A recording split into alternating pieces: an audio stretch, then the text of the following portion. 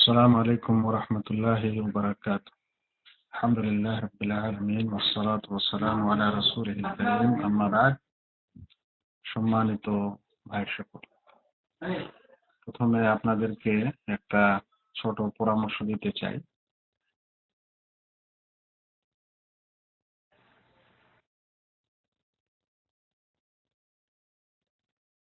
IERF এর যেটা website,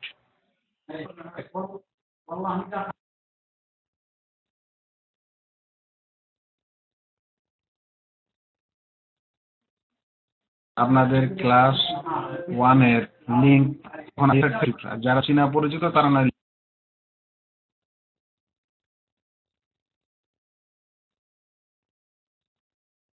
link save রেখেছে, কিন্তু যেটা আসলে আর সেটা ওপেন হয় না। আর ক্লাস 2 এর লিঙ্ক নাই, যেটা আপনাদের এই সময় সচল।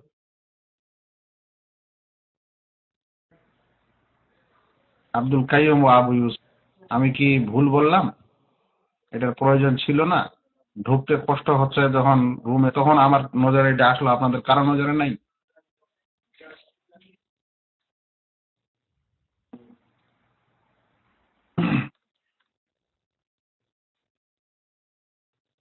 মানুষ তো ওখান থেকেও আসতে পারে, অন্য জায়গাতে লগ ইন করতে পারে।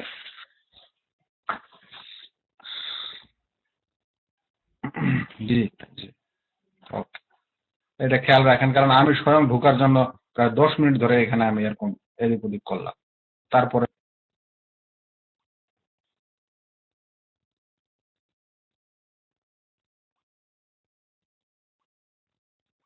ঢুকলাম। তো এটা খেয়াল রাখেন, ওখানে আপনাদের এদিক ওদিক কথা আর না বাড়িয়ে ইনশাআল্লাহ আমাদের হয়তো নতুন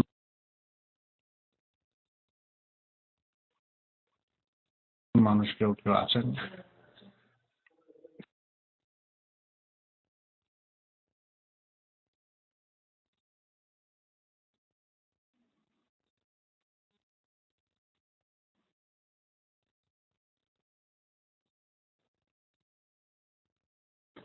আমাদের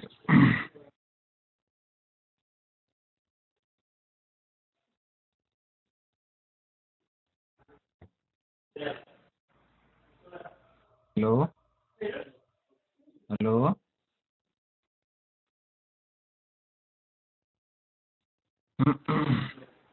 জি জি জি, ওকে ওকে।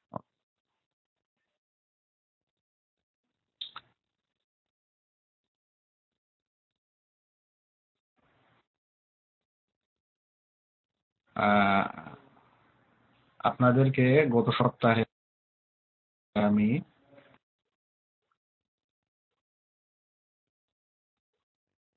প্রশ্ন করেছিলাম যে তৌহিদ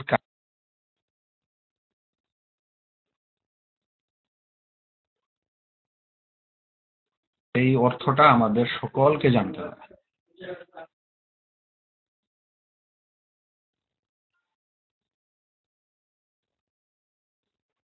পরীক্ষার জন্য না, বা আমি শিক্ষক আছে আমাকে উত্তর দেন, আপনাকে নিজ গত সপ্তাহে আমি প্রথম প্রশ্নটি করেছিলাম যে তৌহিদ কাকে বলে, তৌহিদের আবিধানিক অর্থ কি। পড়াশোনার সময় যে কোনো বিষয় দুটি কথা আসবে,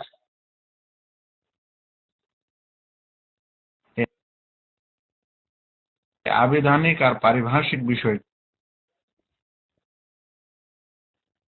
যারা স্কুল কলেজে পড়াশোনা করেছেন তাদের কাছে হয়তো সেটা ক্লিয়ার না। আবিধানিক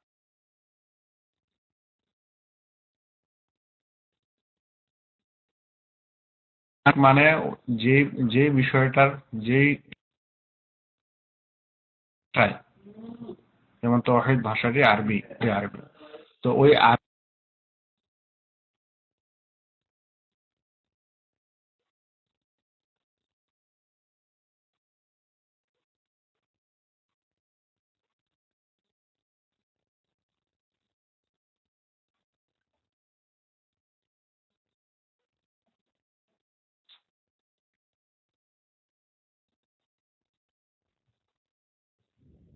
নিয়ে আমরা আলোচনা করছি বা যে শব্দটা চয়ন করেছি ওটা বিশেষ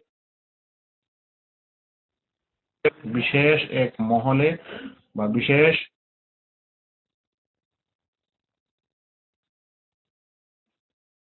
এটা আবিধানিক ব্যাখ্যার চাইতে একটু ভিন্ন, তবে দুটার মধ্যে একটা সংযোগ থাকে।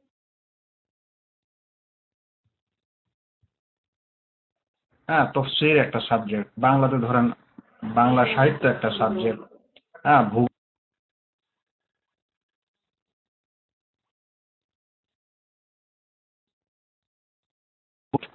তারপর ইতিহাস একটি সাবজেক্ট।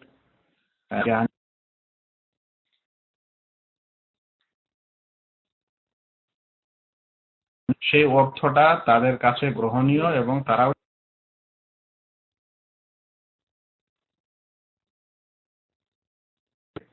যে আবিধানিক অর্থটি আরবি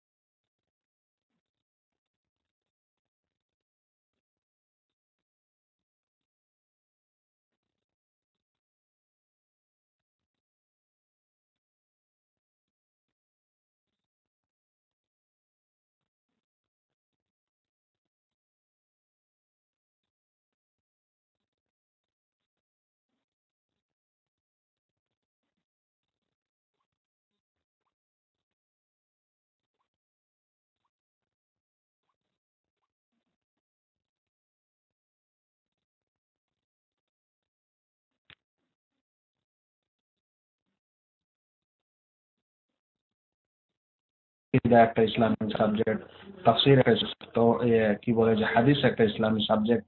তো প্রত্যেক সাবজেক্টের বিশেষ বিশেষ পরিভাষা আছে। একটা শব্দ আমাদের কাছে এক ধরনের মানে হতে পারে, কিন্তু সেই সাবজেক্টের সেই সেই সাবজেক্টের জ্ঞানীদের কাছেও বিশেষ মানে হতে পারে। এইরকমই সব সংজ্ঞা পড়ার সময় দুটি অর্থ করতে হয়, একটা হলো আবিধানিক অর্থ, দ্বিতীয়টা হলো পারিভাষিক অর্থ। তো আবিধানিক অর্থে তাওহীদের অর্থ অধিকাংশ মানুষ বা আমি প্রায় বইতে দেখলাম তারা লিখেছে তাওহীদের অর্থ হচ্ছে একত্ববাদ, এই অর্থটা করেছে অধিকাংশ মানুষ। আবু ইউসুফ ভালো করে শুনেন, রফিক ভালো করে শুনেন। অধিকাংশ ডিকশনারিতে অধিকাংশ লোকদের দেখা যাচ্ছে যে তারা তাওহীদের আবিধানিক অর্থ করেছে একত্ববাদ। আমি যদি আপনাদের এখন জিজ্ঞাসা করি, আপনারা সকলেই প্রায় শিক্ষিত মানুষ এখানে, যে একত্ববাদ কথাটির বাংলা, এই বাংলাটি একত্ববাদ এর অর্থটা কি আমরা বুঝি বাংলায়, আর একটু আমাকে সাড়া দেন তো। একত্ববাদ এই কথাটা থেকে আপনারা কে কি বুঝেন একটু লিখে দেন। একের নীতি, ওকে, এক ভাই লিখেছেন একের নীতি। একাকী মনে করা, এক বলে ঘোষণা দেওয়া, এক করা। আমি একত্ববাদ শব্দটির অর্থ চাচ্ছি আপনাদের কাছে। আপনি আমি বাঙালি মানুষ, আমাকে যদি কোনো মানুষ আপনাদেরকে কখনো বলে যে ভাই একত্ববাদ, তখন আপনি ওটা থেকে কি বুঝেন আমি এটা জানতে চাচ্ছি। আপনি ভুল বুঝেন সহি বুঝেন ওটা রাখেন, কিন্তু যেটা আপনি বুঝেন সেটা আমাকে বলেন। এটা আমার ক্লাসের একটা নিয়ম, আমি জানতে চাই আপনারা কি বুঝেন। তখন আপনার ওই বুঝটা সঠিক না সঠিক নয় ওটা আমি দিতে চাই, কিন্তু আমি আগে জানতে চাই আপনারা কি বুঝেন ওটা থেকে। যখন একত্ববাদ শব্দটি আপনি বাংলায় শুনেন তখন তার অর্থ আপনার মাথায় কি আসে? আব্দুল কাইয়ুম লিখেছে সৃষ্টিকর্তা একজন, এটা আমি বুঝি। অতুলনীয়, এটা আমি বুঝি, একজন বলছেন। এক মনে করা, এটা একজন বলেছেন। বাদ মানে নীতি, আর একত্ব মানে এক, তাহলে মোটামুটি বোঝা যায় একের নীতি বোঝা যায়। একজনকে মেনে নেওয়া। আর দেখেন, এখন এখন লক্ষণীয় বিষয় হচ্ছে, দেখেন আপনারা কেউ এক অর্থে একত্রিত হতে পারেননি, কেউই পারেননি। তার একটা এমন এমন আবিধানিক অর্থ বলা হচ্ছে যেটা আমরা স্বয়ং বুঝি না। এটা আমার সারাংশ, যে আমরা একটা এমন অর্থ করি, তাওহীদের আবিধানিক একটা আমরা এমন অর্থ করি যে অর্থটা আমরা সকলে করি আর শুনি, যে একত্ববাদ। তাওহীদের আবিধানিক অর্থ হলো একত্ববাদ। আর একত্ববাদ জিনিসটা কি আমরা বুঝতে পারছি না, কেউ বলতে পারছেন না। দেখেন আপনারা কেউই সঠিকভাবে একত্ববাদ কথাটি কি, একত্ববাদ বলতে আপনি কি বুঝেন, এই জিনিসটা কারো কাছ থেকে ক্লিয়ার আসছে না। এখন যদি আপনারা একটা ডিকশনারি দেখেন, এই শব্দটার আসল অরিজিনালি অর্থ দেখতে যান, তাহলে কোথায় দেখতে হবে? তাহলে আপনাকে একটা আবিধানিক বাংলার একটা আবিধান বের করতে হবে, পরে ওখানে দেখেন একত্ববাদ বলতে কি বোঝায়। সেখানে আপনারা একটা সাধারণ অর্থ পাবেন, সেটা হলো এক ঈশ্বরে বিশ্বাসী। তারা লিখবে বাংলায়, এক ঈশ্বরে বিশ্বাস করাকে একত্ববাদ বলা হয়, তারা এরকম লিখবে। কিন্তু তাওহীদের আবিধানিক অর্থ এক আল্লাহকে বা এক ঈশ্বরে বিশ্বাস নয়। তাওহীদের আবিধানিক অর্থ হলো একীকরণ, এক করে দেওয়া, অনেকগুলো বিক্ষিপ্ত বিভিন্ন জিনিসকে একত্রিত করে দেওয়া, একত্রিতকরণ, এক করা, এটাকে বোঝায় তাওহীদের আবিধানিক অর্থ।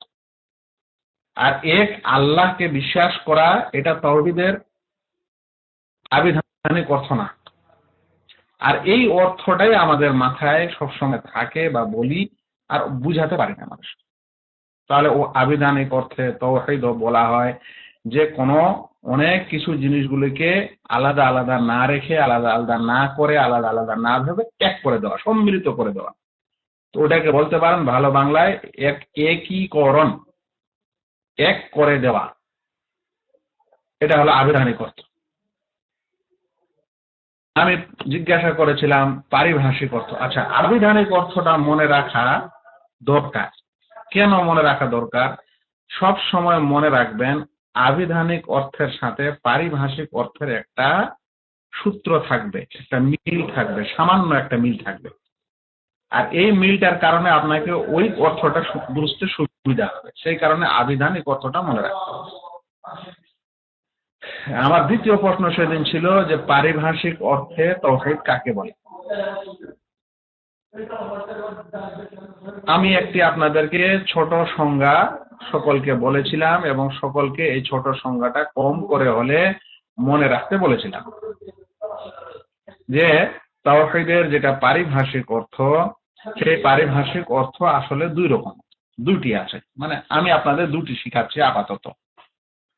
একটি অল্প শব্দে মনে রাখতে ভালো আম লোকদের জন্য, আর একটি ব্যাপক অর্থে শিক্ষিত মানুষের জন্য ভালো বুঝতে। ছোট অর্থে অল্প শব্দে তাওহীদ বলা হয় এক আল্লাহর ইবাদত করা, একমাত্র আল্লাহর ইবাদত করা, তার সাথে কাউকে অংশী না করা। একমাত্র আমরা বলছি একমাত্র আল্লাহর ইবাদত করা। এই শব্দটি দুই তিন ভাবে বলা যেতে পারে। ইবাদতের ক্ষেত্রে আল্লাহকে এক মনে করা, একমাত্র আল্লাহর ইবাদত করা, কেবলমাত্র আল্লাহরই ইবাদত করা, সবগুলোর অর্থ একই দাঁড়ায়। সেটা হলো যে আল্লাহ ছাড়া কারো ইবাদত না করা। এটা হচ্ছে তাওহীদের খুবই সামান্য ও সহজ অর্থ, যেটা মাথায় রাখতে হবে। যখন এই তাওহীদ কথাটা আসবে, তখন আমাদের মনে রাখতে হবে এর মানে বোঝা যাচ্ছে এই যে আমাদেরকে আল্লাহ ব্যতীত কারো ইবাদত করা যাবে না, যাবতীয় ইবাদত একমাত্র আল্লাহর জন্য করতে হবে। এটা বুঝাচ্ছে তাওহীদের অর্থ। এই কথাটা আমি গত সপ্তাহ বুঝিয়েছিলাম, এবারও আজকেও বুঝিয়ে দিলাম, যেন গোলমাল না হয়। বারবার বললে মানুষের স্মরণ হয়, বলবে এই অর্থটা কোথা থেকে আপনি পেলেন, আমাকে হয়তো আপনি বলবেন, জিজ্ঞাসা করতে পারেন কিভাবে পেলেন।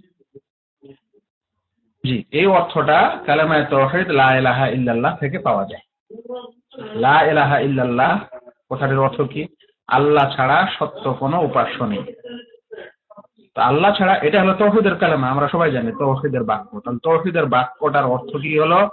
আল্লাহ ছাড়া সত্য কোনো উপাস্য নেই। এই পড়াও আমি পড়িয়েছি আপনাদেরকে, যে আমরা এখানে সত্য কেন বলছি, ইত্যাদি কেন বলছি, ডিটেলস পড়েছি একদিন, এবং ওটা খুব গুরুত্বপূর্ণ ভাবে আমি আপনাদের একদিন পড়িয়েছিলাম। যারা ক্লাসে ছিলেন বা রেকর্ড যদি থাকে ওটা আবার শুনবেন, কাজে দিবে। তো লা ইলাহা ইল্লাল্লাহ হলো তৌহিদের মূল বাক্য, মূল মন্ত্র। আর তৌহিদের মূল মন্ত্রে কি বলা হচ্ছে? যে আল্লাহ ব্যতীত সত্য কোনো উপাস্য নেই। তো আল্লাহ ব্যতীত সত্য কোনো উপাস্য নেই, এই কথাটার সারাংশ কি হবে এমনি সাধারণ বাংলায়?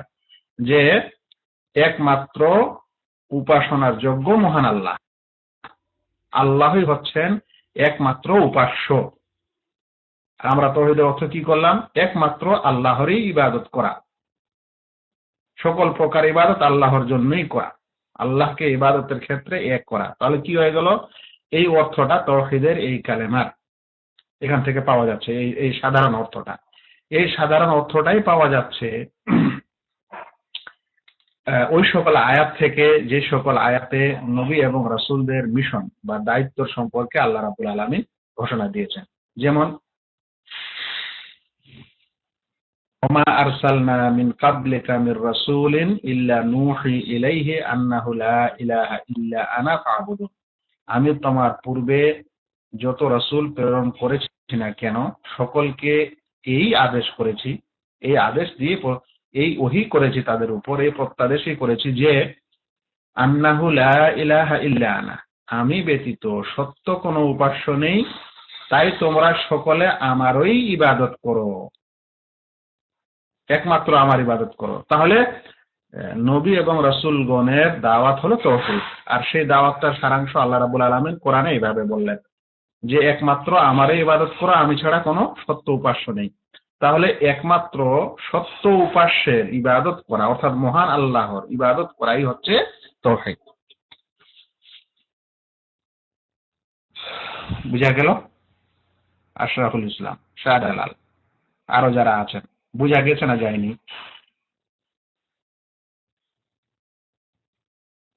প্লিজ আয়াত ও সূরার নাম না, যখন আয়াত ও সূরার নামের আমার দরকার হবে আমি বলবো, নচেত আপনি খুঁজে বের করেন। এই সব ক্ষীর আমি এখানে তৈরি করে দিব না।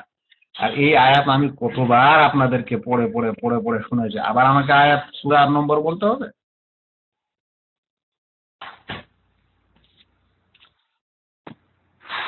কেউ জানেন না এই আয়াত কোথায় আছে?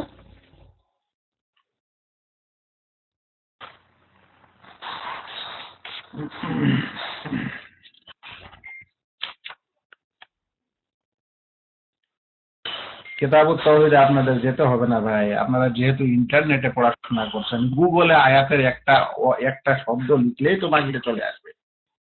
এটা সূরা ইব্রাহিমে আছে। এছাড়া যতগুলো নবীর সম্পর্কে দাওয়াতের কথা এসেছে, যারা তার নিজের নিজের কওমে গোত্রে আসলেন এবং বললেন ইয়া কওমি আবুদুল্লাহ মা লাকুম মিন ইলাহিন গায়রু, এ আমার কওম, তোমরা সকলে আল্লাহর ইবাদত করো, তিনি ছাড়া কোনো উপাস্য নেই, তিনি ছাড়া কোনো উপাস্য নেই। তাহলে কি বোঝা গেল? কালেমায়ে তাওহীদ এবং এই সকল আয়াত থেকে বোঝা যাচ্ছে যে একমাত্র আল্লাহর ইবাদত করাকে তাওহীদ বলা হয়। ইবাদতের কোনো কিছু আল্লাহ ব্যতীত কারো জন্য করা যাবে না, শুধুমাত্র আল্লাহর জন্য করতে হবে, এটাকে তাওহীদ বলে। এটা তাওহীদের ছোট সংজ্ঞা। যারা উপস্থিত আছেন এটাই মাথায় রাখবেন। এবার তাওহীদের ব্যাপক সংজ্ঞা আমাদের জানতে হবে। তাওহীদের ব্যাপক সংজ্ঞা, যেটা যেটা ছাত্রের পরিচয়, জ্ঞানী মানুষের পরিচয়, বা বুঝার জন্য সুবিধা, সেই কারণে ব্যাপক অর্থটা জানতে হবে। ব্যাপক অর্থটা কি তাওহীদের? তাওহীদের ব্যাপক অর্থ হলো আল্লাহ রাব্বুল আলামিনকে তাঁর রুবুবিয়াতে, উলুহিয়াতে এবং আসমা ও সিফাতে এক বলে এক বিশ্বাস করা, কাউকে অংশী না করা। আরেকবার, আল্লাহ রাব্বুল আলামিনকে তাঁর রুবুবিয়াতে, উলুহিয়াতে এবং আসমা ও সিফাতে এক বিশ্বাস করা, এসব ক্ষেত্রে কাউকে অংশী না করা। বলতে পারেন এখানে যদি এক না বলে একক বলেন তো বেশি ভালো। আল্লাহ রাব্বুল আলামিনকে তার রুবুবিয়াতে, উলুহিয়াতে এবং আসমা ও সিফাতে একক মনে করা,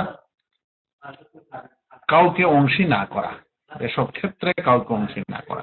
এটা হলো তাওহীদের ব্যাপক সংজ্ঞা। শুনলেন ব্যাপক সংজ্ঞাটা?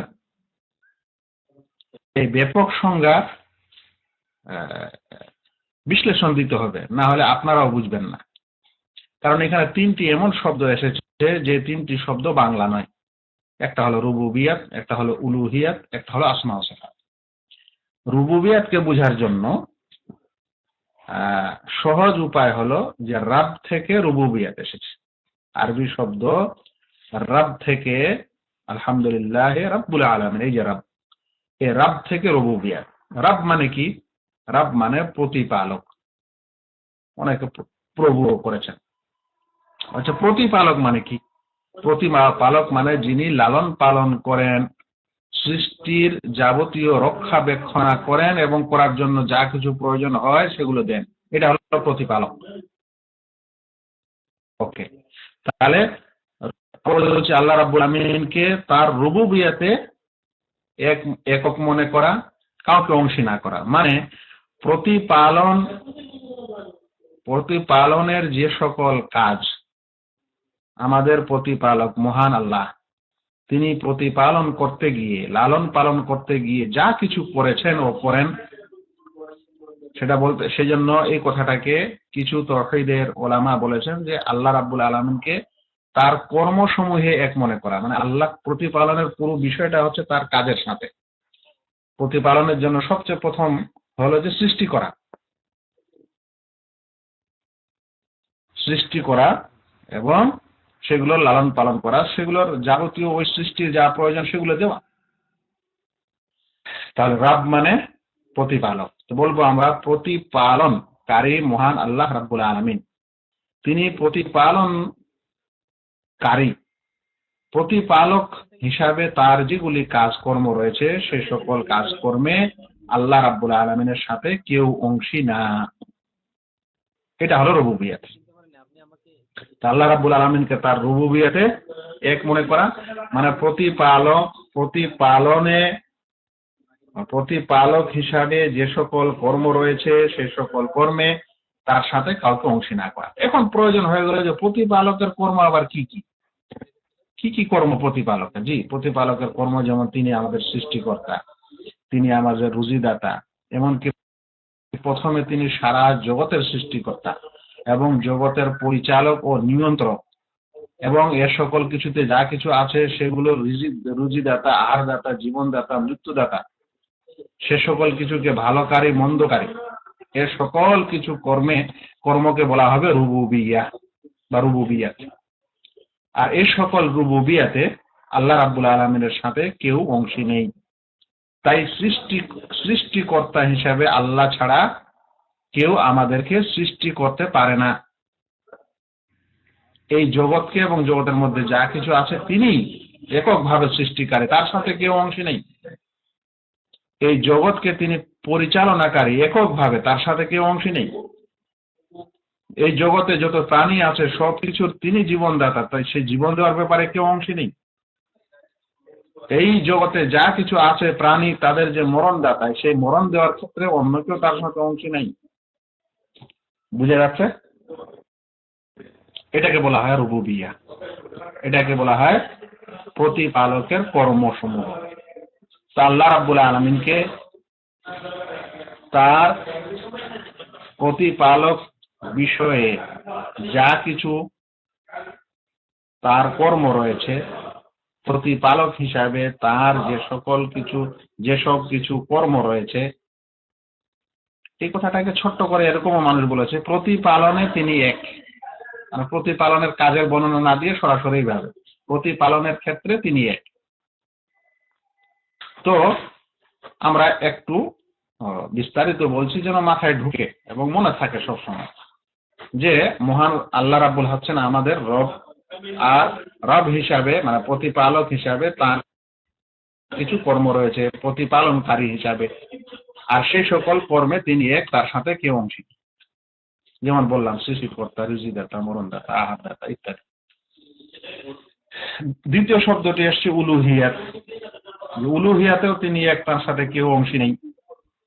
উলুহিয়াতটা কি? উলুহিয়াত শব্দটি এসছে ইলাহ শব্দ থেকে, ইলাহ, লা ইলাহা, ওই ইলাহ শব্দ থেকে। ইলাহ মানে উপাস্য, যার উপাসনা করা হয়। তো উলুহিয়াতে তিনি এক, মানে হলো এই যে উপাসনার ক্ষেত্রে তিনি এক। আমরা উপাসক, উপাসনাকারী। আমরা যখন উপাসনা করব মানে ইবাদতকারী। কথাটি বাংলা যদি নিয়ে আসেন, আরবি যদি নিয়ে আসেন, তো উপাস্য মানে মাবুদ, আর যে উপাসনা করে সে হলো আবেদ, ইবাদতকারী। তো আমরা বান্দা হিসাবে বা ইবাদতকারী হিসাবে যখন ইবাদত করব, তখন ইবাদতের বেলায় তিনি এক, তার সাথে আর কেউ ইবাদতের যোগ্য নয়। ইবাদত কে পাওয়ার হকদার? একমাত্র আল্লাহ। আল্লাহর সাথে কেউ অংশী নেই ইবাদতের ক্ষেত্রে। এটাকে বোঝায় উলুহিয়াত। বুঝা গেছে? বুঝা গেছে? ওকে, তাহলে আমরা কি বলবো?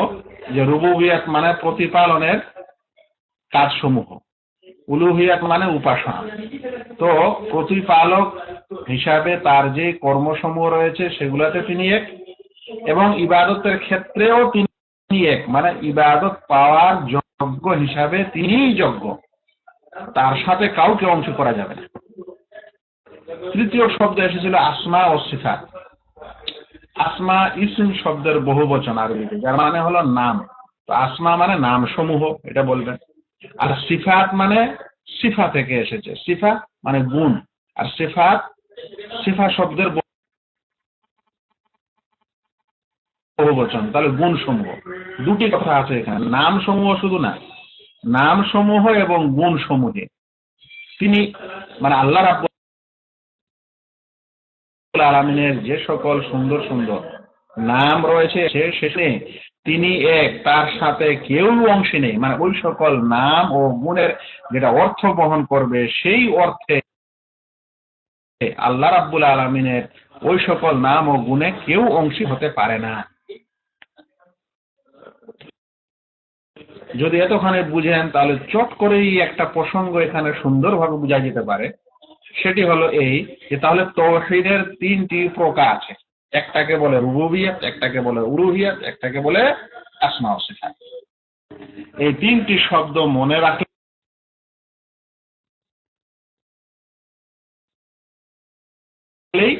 তিনটি প্রকারও মনে রাখতে পারে। তাহলে এদের ব্যাপক ইলমি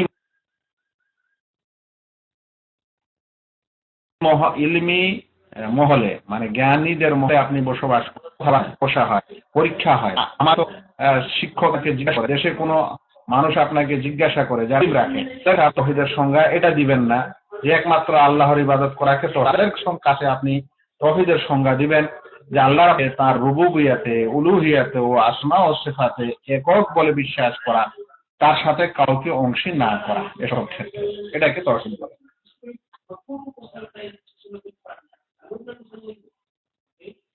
ক্লিয়ার নাকি? মানে আমি ভুল বললাম না আপনার কাছে ক্লিয়ার না? কেমন কথা বলেন? আবু আব্দুর রহমান ইউসুফ নতুন লোক না আগে থেকে? আবু আব্দুর রহমান ইউসুফ আইডি ভাই যিনি আছেন, আপনি কি নতুন না পুরাতন? পুরানো। পুরাতন নাম কি আপনার? আমার ভয়েসে কথা বলছেন? হ্যাঁ, তো এমন বলেন যে আমার ভয়েস ক্লিয়ার না। ওই ভয়েস কথা আমি শুরু থেকেই বলছি যে আপনাদের সকলের কাছে ক্লিয়ার, এক দুজনের কাছে ক্লিয়ার না। তো আপনারা আপনাদের মাইক ঠিক করেন। এই হুজুর আজকে আমাকে দোষ দিতে আসবেন না, আর এই মাঝখানে গ্যাপ দিবেন না আমাকে পড়াশোনার সময়। আমার আমার যে সূত্রগুলি আমি আপনাদেরকে যেদিকে নিয়ে যেতে চাই, আমি গোলমালে পড়ি।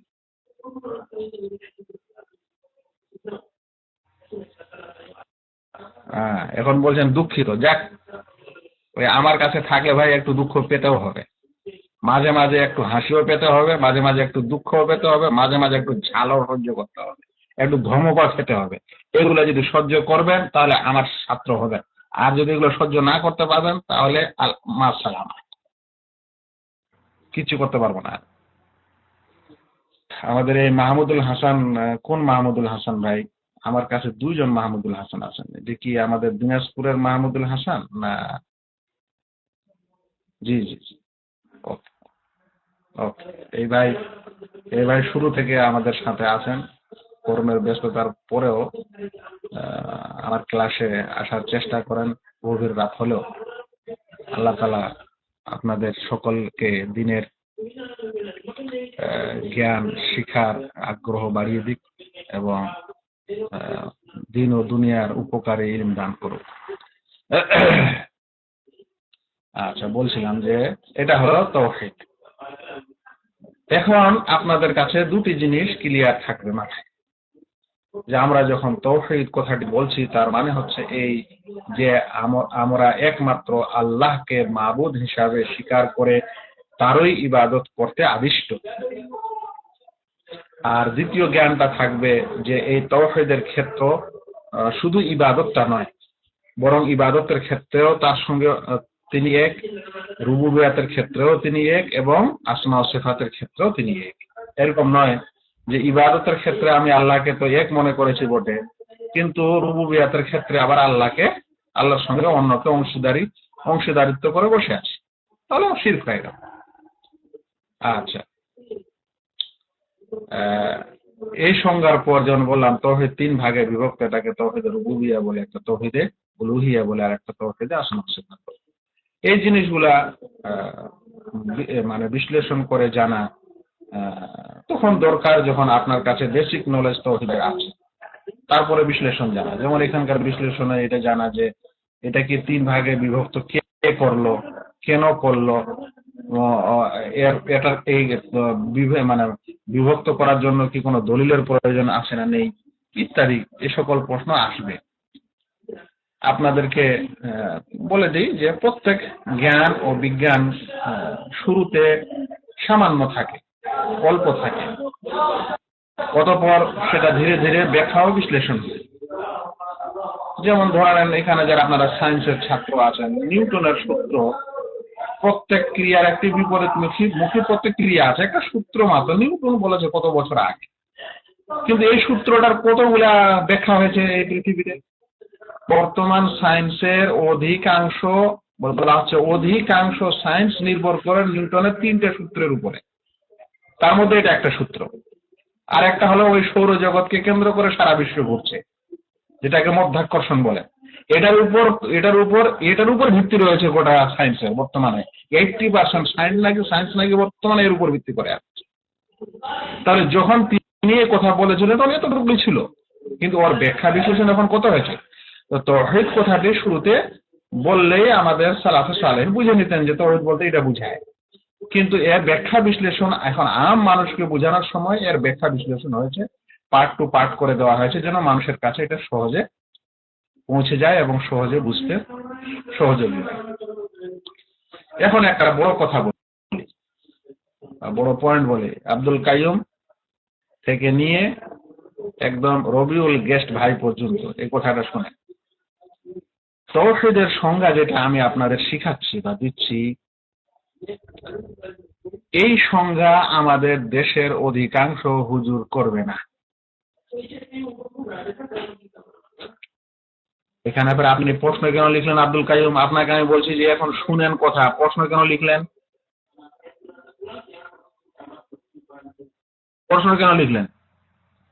এটা কেমন এটা হলো? আমি বলছি শুনেন সুন্দর করে, আপনি আবার একটা প্রশ্ন লিখে তুলে দিলেন এখানে। আমি বলছি যে এই সংজ্ঞা আপনাদেরকে অনেক মানুষ দিবে না। অনেক মানুষ বলতে আমাদের দেশের অধিকাংশ,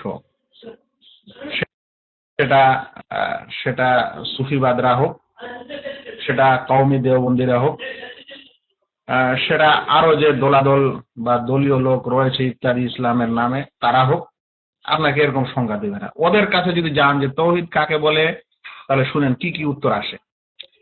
1 নম্বর উত্তর আসবে যে একত্ববাদকে তাওহীদ বলে। এই উত্তরটা অধিকাংশ কাছ থেকে আসবে। এখন যদি ওকে জিজ্ঞাসা করেন যে ভাই একত্ববাদ মানে কি, তাহলে ওই বিশ্লেষণ আসবে এক আল্লাহকে বিশ্বাস করা। মানে তারা মনে করে যে আল্লাহকে এক বলে বিশ্বাস করলে তাওহীদ হয়ে গেল। যারা একাধিক আল্লাহকে বিশ্বাস করে, একাধিক মাবুদে বিশ্বাস করে, তারা তাওহীদবাদী নয়। ওদের ধারণা এটা। তার মানে হচ্ছে এই যে আমাদের দেশের সকল মুসলিমরাই তাওহীদবাদী, কারণ তারা দ্বিতীয় আল্লাহকে বিশ্বাস করে না, এক আল্লাহকে বিশ্বাস করে। কথাটা বুঝলেন ভাই?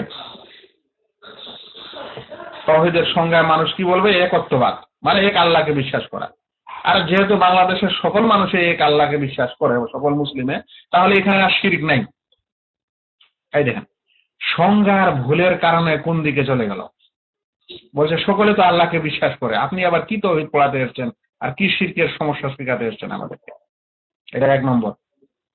আচ্ছা, দ্বিতীয় নম্বর, হ্যাঁ, এখন ওদের এই প্রশ্নটার সংশয়টার উত্তরও আপনাকে জানতে হবে যে ভাই এক আল্লাহকে বিশ্বাস করলে তাওহীদ বা মুওয়াহহিদ হয় না। যে তাওহীদ মানে তাকে বলে আরবিতে মুওয়াহহিদ, মুওয়াহহিদ হয় না এক আল্লাহকে বিশ্বাস করলে। কেন? কারণ এটা তাওহীদের একটা আংশিক তাওহীদ মানা হলো, পুরো তাওহীদ মানা হলো না। কারণ এক আল্লাহ বলে বিশ্বাস করত, এক আল্লাহকে বিশ্বাসী এখন পৃথিবীর বহু সম্প্রদায় আছে, তা সত্ত্বেও তারা মুওয়াহহিদ নয়। যেমন ও মুসলিমরা বলে যে সব ভগবানের এক ভগবান আছে, উপরওয়ালা একজনই, আসল ভগবান একজনই। এখন এদেরকে কি বলবেন? এরা তো একত্ববাদী হলো কোন না কোন রূপে। হ্যাঁ, কোন না কোন রূপে তো এরাও একত্ববাদী হলো। এরা বলছে একজন আছে, উপরওয়ালা একজন আছে। এইভাবে আরো বিভিন্ন, এভাবে মক্কার মুশরিকদের ক্ষেত্রেও যদি যান, তাহলে তারা বহু বহু আল্লাহ বিশ্বাসী ছিল না, এক আল্লাহর বিশ্বাসী ছিল। কিন্তু আল্লাহর পার্টনার, অংশীদারই অনেককে মেনে নিয়েছিল, কিন্তু এক আল্লাহকে বিশ্বাসী ছিল, আল্লাহ হিসেবে তারা একজনকে মানত। তাহলে ওদেরকে কি বলবেন? ওদেরকে তাহলে কি তো মানে মুওয়াহহিদ বলবেন? তাহলে আমাদেরকে তাওহীদের অর্থ যদি একত্ববাদ করা হয়, তাহলে একজন মানুষ আল্লাহকে এক বলে বিশ্বাস করে নিল, এতটুকুর জন্য সে মুওয়াহহিদ হয়ে গেল, তাওহীদবাদী হয়ে গেল। এখন সে আল্লাহর নাম ও গুণগুলিতে আল্লাহকে একক মনে করুক বা না করুক, ইবাদতের ক্ষেত্রে কিছু ইবাদত তার জন্য করুক, কিছু না করুক, তাহলেও সে মুওয়াহহিদ হয়ে যাবে। সেই জন্য একত্ববাদ অর্থ আমাদের দেশের কিছু মানুষ করে। আচ্ছা, এটা এক ধরনের পাবেন। দ্বিতীয় ধরনের লোক পাবেন, তাওহীদ বলতে ওরা বুঝাবে যে তাওহীদ হচ্ছে যে যিনি সৃষ্টি করতে সক্ষম তাকে তাওহীদ বলে, বা সৃষ্টিকর্তা হিসাবে আল্লাহকে বিশ্বাস করা হচ্ছে তাওহীদ। সৃষ্টিকর্তা একমাত্র আল্লাহ, এই বিশ্বাস করাই হচ্ছে তাওহীদ। তাহলে ঠিক আছে, সৃষ্টিকর্তা হিসেবে আল্লাহকে আমি বিশ্বাস করলাম, এখন এক বলে বিশ্বাস করলাম। আর অন্যান্য বিষয়ে আল্লাহ তাআলা পৃথিবীর পরিচালক, এখানে কি করব? এই কারণেই কিছু সুফিবাদের মানুষ আছে যারা বলে থাকে যে পৃথিবীর পরিচালনার দায়িত্ব রয়েছে কিছু এমন ব্যক্তির উপর যাদেরকে আবদাল, আখিয়ার, অমুক তমুক, গাউস আজম, কুতুব ইত্যাদি বলা হয়। কারণ পৃথিবী পরিচালনার ক্ষেত্রে তখন তারা ওগুলোকে আর শিরক বলবে না। কেন? তারা শিরকের সংজ্ঞায় করেছে কি যে আল্লাহকে সৃষ্টিকর্তা হিসাবে, এক হিসাবে মেনে নেওয়া। তারা অন্যান্য ক্ষেত্রে তারা শিরক করে বসে থাকলো, ওই জন্য ওগুলোকে তারা শিরক মনে করে না। তাহলে তাওহীদের সংজ্ঞাটি হাতে নাতে যতক্ষণ পর্যন্ত এইভাবে না শিখবেন, যেভাবে শেখানো হচ্ছে আপনাকে, ততক্ষণে আপনি শিরক মুক্ত সমাজ বা শিরক মুক্ত মানে সমাজ দেখতে পারেন না। আরেক প্রকার মানুষ তাওহীদের অর্থ করবে কি যে যে যা কিছু আছে, অস্তিত্বে যা কিছু আছে একমাত্র তিনি একমাত্র অস্তিত্বে আছেন। এখন অস্তিত্বে তিনি একমাত্র, এই কথা কেমন কথা? যদি বলেন যে অস্তিত্বে তিনি একমাত্র, তাহলে আমরা তো গরু, ছাগল, হাঁস, মুরগি থেকে নিয়ে পাহাড় পর্বত সবকিছু দেখছি, এটাও কি তাহলে তিনি? আর এটাও যদি তিনি হয়ে যায়, তাহলে এটাকে বলা হয় যে সর্বেশ্বরবাদ, এটাকে তো প্যান্থিজম বলা হয়। যাই হোক ভাই, বিষয়টা বোঝার জন্য যদি আমি আপনাদেরকে একটু একটু একটু এটা আদেশ দিই যে আপনি আমাদের এই সৌদি ওলামা, শেখ মাশায়েখ বাদ দিয়ে বই পুস্তকগুলি নিয়ে আসেন, নিয়ে এসে দেখেন যে তারা তাওহীদ বলতে কি বুঝাচ্ছে বা কি বলতে চাচ্ছে। আপনারা দেখবেন অধিকাংশই যে খুব বেশি তো তারা তাওহীদের রুবুবিয়্যাতটাকেই বুঝাচ্ছে। বলবেন যে সৃষ্টিকর্তা একমাত্র আল্লাহ তাআলা, তিনি এক, তিনি অদ্বিতীয়, তিনার সাথে কেউ অংশী নাই। আর এই রুবুবিয়্যাতটাই বুঝাবে, বারবার আপনাকে রুবুবিয়্যাতটাই নিয়ে আসবে। আর উলুহিয়াত যেটা আসল কারণ নবী এবং রাসূলদেরকে প্রেরণ করার, সেই ক্ষেত্রে তাওহীদ পাবেন না। আসমা ও সিফাতের ক্ষেত্রে তাওহীদ পাবেন। সেই জন্য এই সংজ্ঞাটা মনে রাখতে হবে যে আল্লাহ রাব্বুল আলামিনকে তার রুবুবিয়াতে, উলুহিয়াতে ও আসমা ও সিফাতে তিনটি ক্ষেত্রেই একক বলে বিশ্বাস করা, তার সাথে কাউকে অংশী না করা, এটা হলো আসল তাওহীদের সংজ্ঞা। বুঝাতে পেরেছি?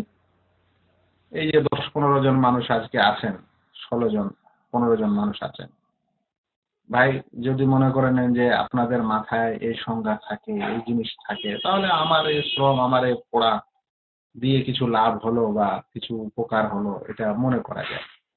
আর যদি মনে করে নেন যে আজকে পড়ালাম, কালকে বললেন, আবার পরশুদিন ওই প্রশ্ন করলাম, উত্তর আসছে না, তাহলে তো সমস্যা। এখন আহ, এখানে আমাদেরকে এখন জানতে হবে এই সংজ্ঞার উপর যে এই তাওহীদের অপোজিট বিষয় যেটা, সেটার নাম হলো শিরক। তাওহীদের সংজ্ঞাটা মনে রাখতে পারলে শিরক বুঝা সহজ। যেমন ছোট অর্থে তাওহীদ যেটা বললাম, আম অর্থে যে একমাত্র আল্লাহর ইবাদত করা, তাহলে এর উল্টা করে দেন, একমাত্র আল্লাহর ইবাদত না করাকে শিরক বলে। একদম ছোট সহজ কথায় হয়ে গেল। একমাত্র আল্লাহর ইবাদত না করা মানে শুধু মহান আল্লাহর সে ইবাদত করলো না, অন্যের করলো। ইবাদত আল্লাহকে এক করে নি, আরো অন্য আল্লাহ অন্য উপাস্যের জন্য করেছে, তাহলে শিরক হয়ে গেল। এটা ছোট করে মনে রাখার জন্য। আর ব্যাপক অর্থে যেমন শিরক নিয়ে আসবেন, এটাই উল্টা না। আবার আল্লাহকে তার রুবুবিয়াতে এক বিশ্বাস না করে তার সাথে কাউকে অংশী করা, হ্যাঁ, আর উলুহিয়াতে এক মনে না করে তার তার সাথে অন্য অন্য অন্য কারো ইবাদত করা, আসমা ও সিফাতে তাকে এক মনে না করে সেগুলিতে অন্য কাউকে অংশী করা, তাহলে শিরক বুঝা হয়ে গেল। এখন তাওহীদ যখন আপনি ব্যাপকভাবে বুঝে নিলেন, তখন শিরক বুঝা সহজ। আবার আপনি বুঝতে পারবেন, মনে করতে পারবেন, তাহলে শিরক তিনটি ক্ষেত্রে হতে পারে। রুবুবিয়াতের ক্ষেত্রেও শিরক হতে পারে, উলুহিয়াতের ক্ষেত্রে হতে পারে, আসমা ও সিফাতও হতে পারে। তবে এর মধ্যে ব্যাপক হলো ইবাদতে শিরক। এখন আমাদের বুঝতে হবে যে রুবুবিয়াতে শিরক কিভাবে হয়, উলুহিয়াতে কিভাবে হয়, আসমা ও সিফাতে কিভাবে হয়। রুবুবিয়াতে অনেক সময় শিরক হয়, অনেক সময় হয়, কিন্তু অধিকাংশ জাতি রুবুবিয়াতে শিরক করেনি। অধিকাংশ অধিকাংশ লোক রুবুবিয়াতে শিরক করেনি, এটা মনে রাখতে হবে। কারণ যেই যেই পৃথিবীতে বান্দা, এটা আরেকটা বিষয়। আমরা সকলে কার সন্তান? প্রথম সৃষ্টিকে, প্রথম মানবকে জানি, আদম আলাইহিস সালাম। আদম আলাইহিস সালাম আল্লাহ বিশ্বাসী ছিলেন না অবিশ্বাসী ছিলেন?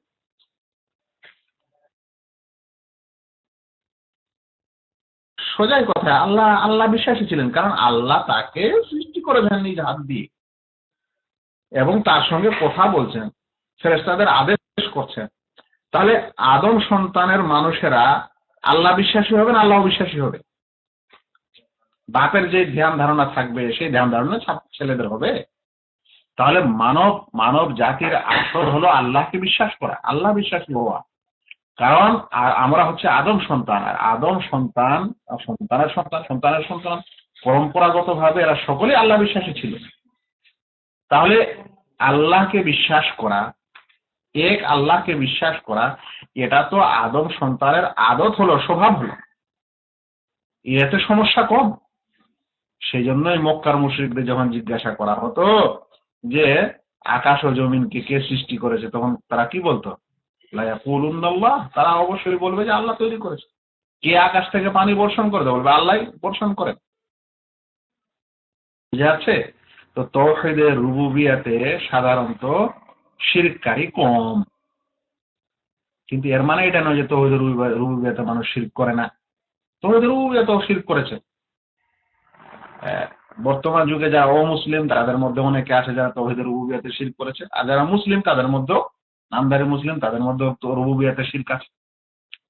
যদি কোনো মানুষ এই বিশ্বাস করে যে আকাশ থেকে পানি বর্ষণ করেন অমুক দেবতা, পানি বর্ষণের দায়িত্ব রয়েছে অমুক দেবতার কাছে, আর লক্ষ্মী দেওয়া মানে অন্ন যেটা বলে থাকে তারা, মানে রিজিক দেওয়ার ভগবান হচ্ছে অন্ন, তাহলে কি হয়ে গেল? রুবুবিয়্যাতে শিরক হয়ে গেল। বৃষ্টি দেয় একজন আর রুজি দেয় আরেকজন, অনুরূপ ধরনের আরো ইত্যাদি কথা। তো যদি তারা আলাদা আলাদা করে নেয় তখন কি হয়ে গেল?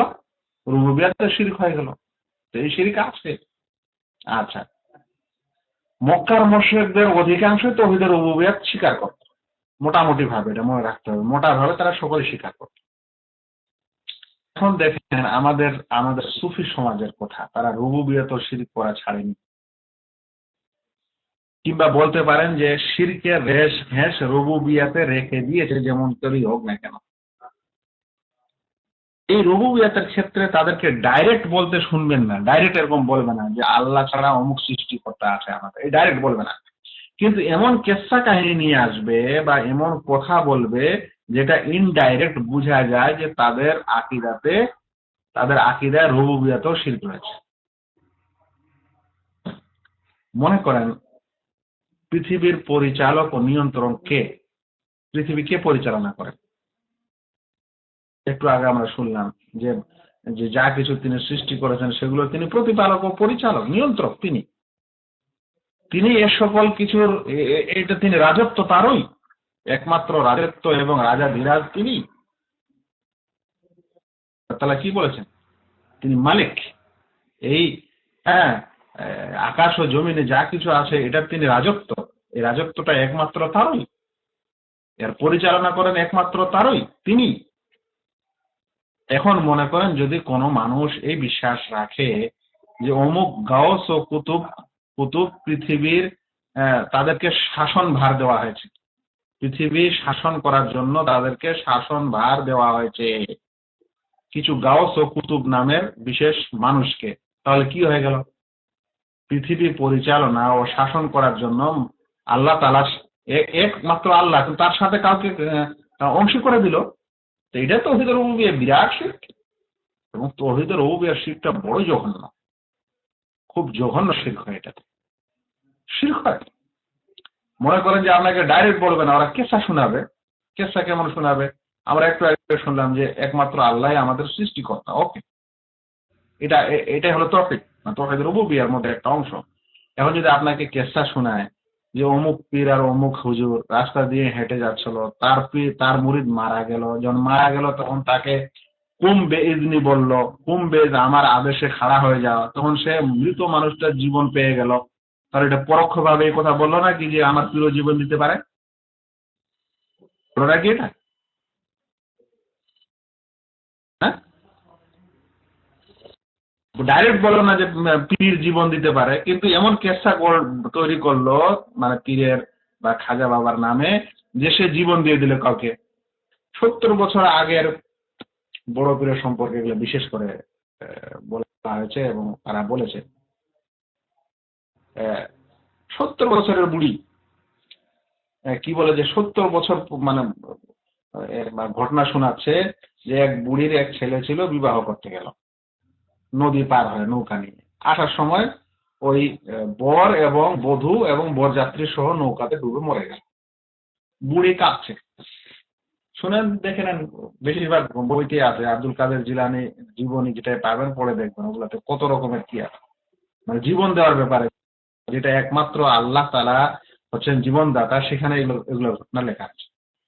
কি হলো, এখন বুড়ি ডুবে গেল, তার বুড়ি কাঁদছে, মানে বুড়ির ছেলে এবং বরযাত্রী সব বউ সব ডুবে গেল, বুড়ি কাঁদছে বড় পীরের কাছে এসে। বড় পীর এখন